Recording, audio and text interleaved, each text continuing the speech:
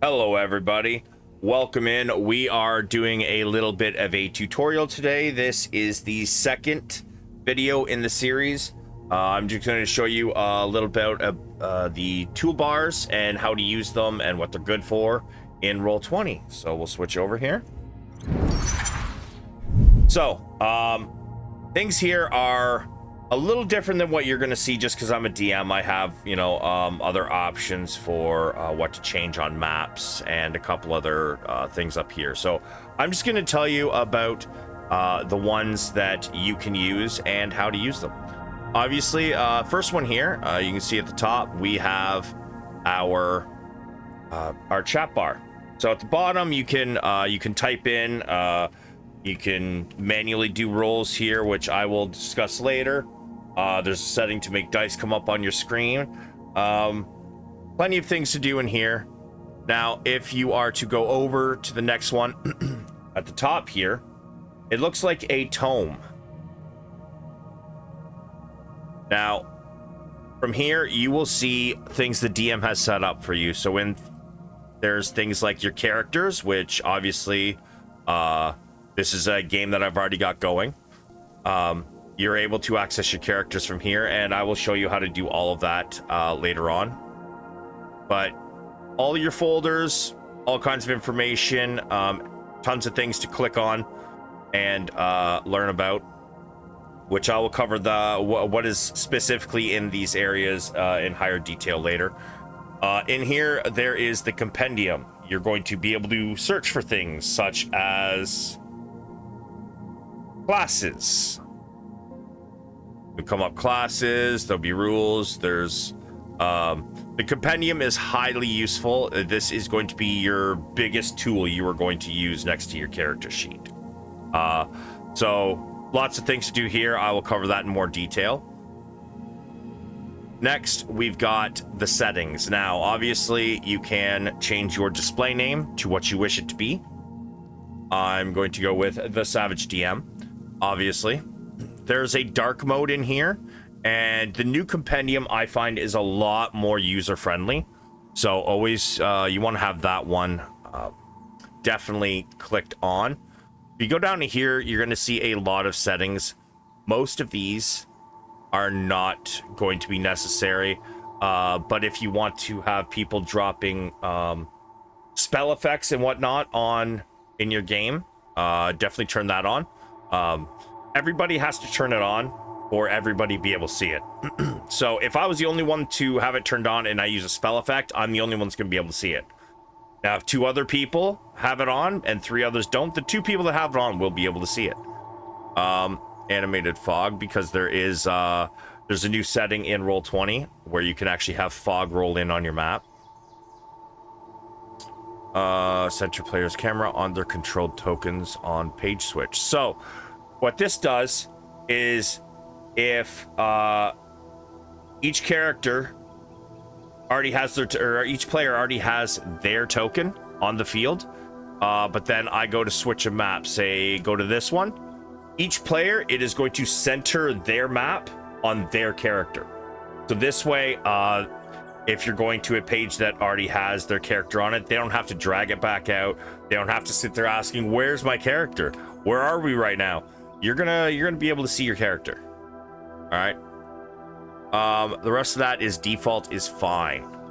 Once you get into audio and video, because I use Discord for voice, I always have chat tech turned off.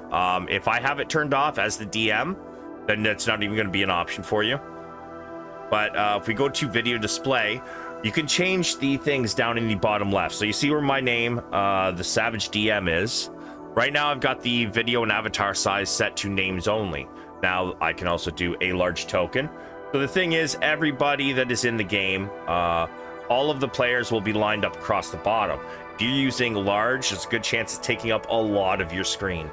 So I do know some people prefer to use just small avatar size, or because the way I stream, everybody's token is up on my my OBS. I just do names only because that part of the screen isn't able to be seen by the viewers anyways. So that, again, personal preference. Because I am often in the journal or the compendium and that kind of thing, I do have enabled background chat beep. So if, in case I'm you know, not paying attention chat, I'm dealing with looking for things as I'm trying to describe other things. But somebody types in chat, it'll give me a beep, just so I know that it's there. We also have enabled chat avatars. So what that is, an enabled chat timestamp. So what that does is, as you can see here, Shuck, for one, it has the date and time that their last roll was done. It has the avatar, although right now that's not the proper avatar, but it shows who is doing it instead of just having a name. That way it's a lot quicker reference. And again, that is all personal preference. If you don't want all of that, you don't have to, but these are useful options. Now, dice options. These are the fun one. As you can see, I have a dice on my screen because I rolled a d20. That is because I have these 3 checked. It will automatically roll dice across your screen. It gives a sound. I mean, who doesn't like some clicky-clacky math rocks?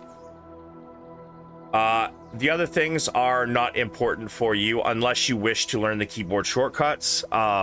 Personally, I still don't even use most of the keyboard shortcuts, but I mean, some people might prefer to do that, so have at it.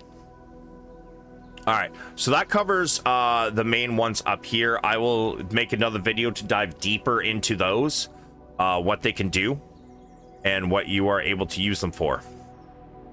Now, we go over to the left, we have another toolbar. Of course, we have our select tool, which is a click and drag. And if there's tokens here, like, let me drag one out here. Big old displacer fiend. All right. Just click and drag and it'll select anything that is possibly able for you to select. Most of the time, it is just going to be your token. But you never know. There are sometimes things like this, doors, that you can click on and you can open them. Shut. And when there's dynamic lighting on, that will affect being able to see into the next room. We have the draw tool. Of course, everybody's favorite thing is to draw male genitalia. Definitely don't do this if your DM's streaming. Please don't. But we do have there's freehand, so obviously what freehand is, click and drag it wherever you want, and then when you let it go, it stops. We have the pen line, so it makes a, just click once and then you put it to where you want it, click again.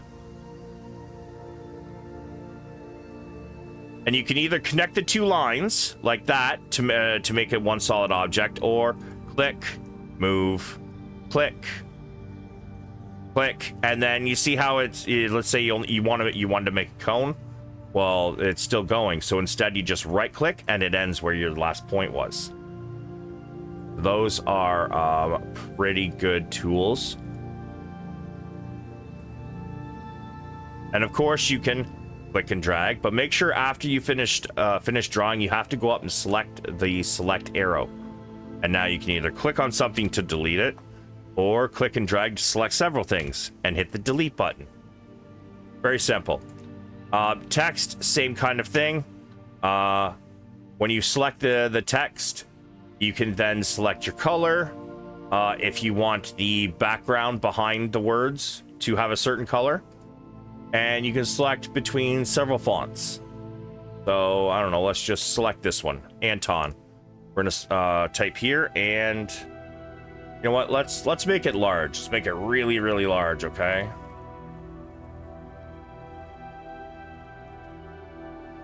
So once you've selected everything you want, you just click the spot you want to put it, which I will put it right here.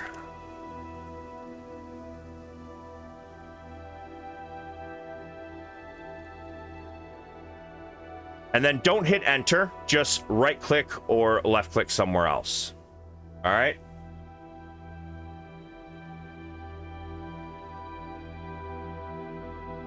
All right, so now that we've got the text covered, we have the measure tool. So in most games, each one of these little squares you see on the screen, which I might have to zoom in real far there, each one of these small squares is 5 feet. Now, if we go to the measure tool, what we can do is, let's say, this particular gladiator, he wants to move. All right, so let's say he has 30 feet of movement. So 5, 10, 15, 20, 25, and 30. And you can see exactly which square you can get to with 30 feet of movement.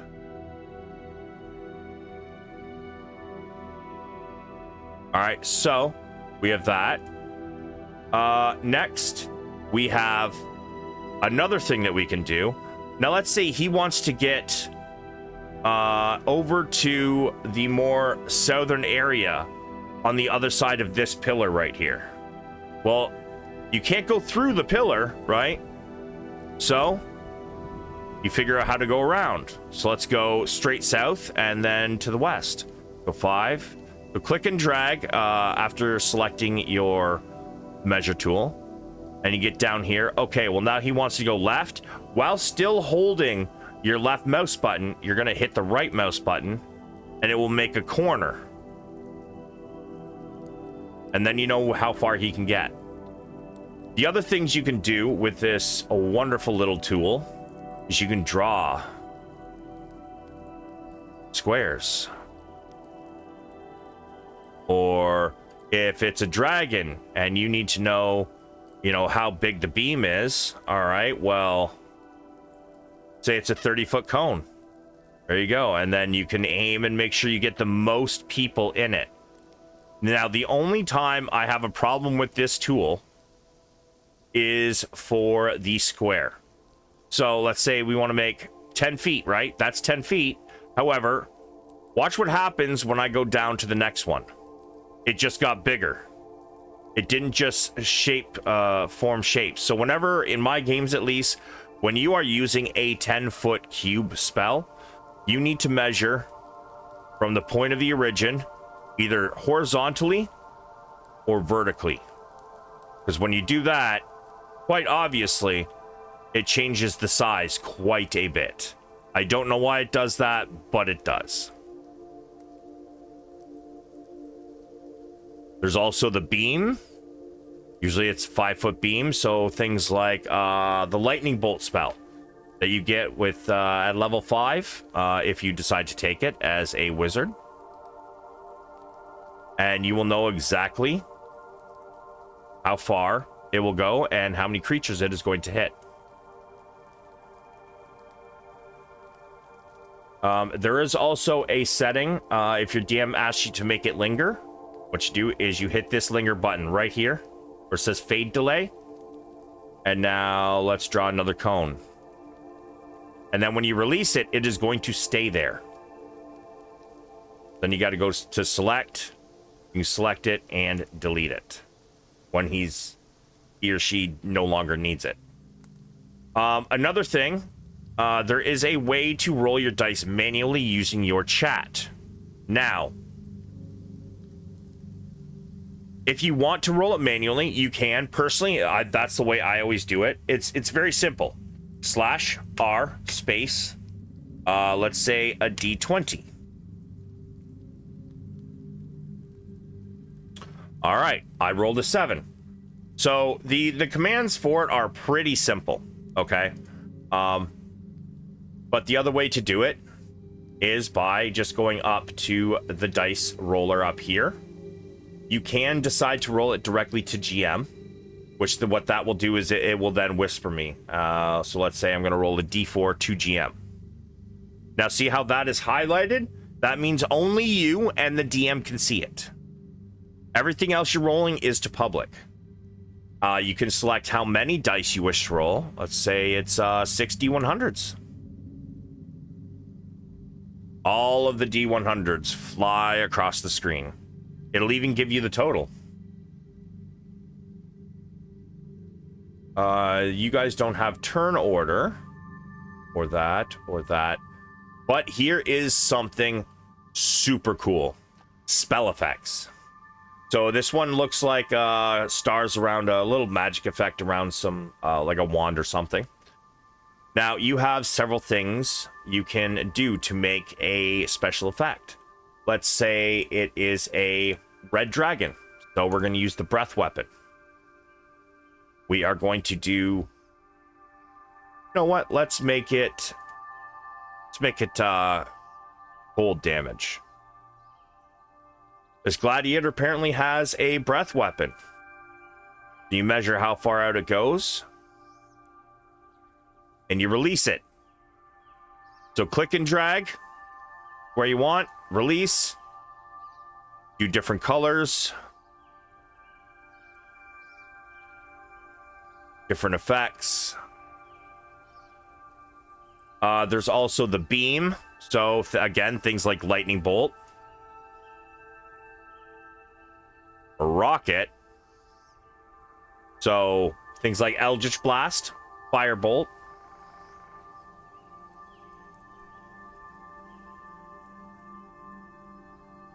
I don't know what that one's supposed to be.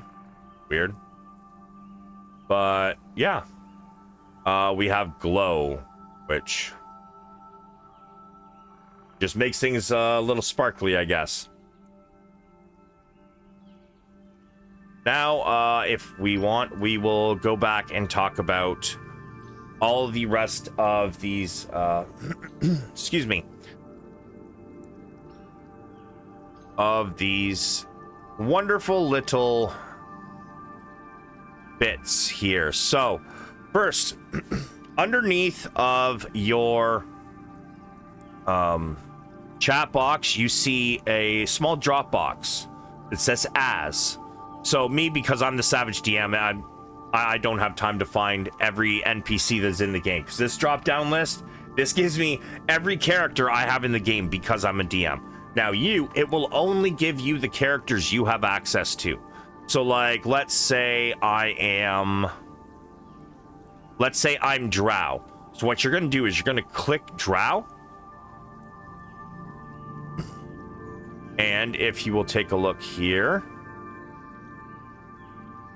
it has now changed my icon to that character. So you're always going to want to select your character.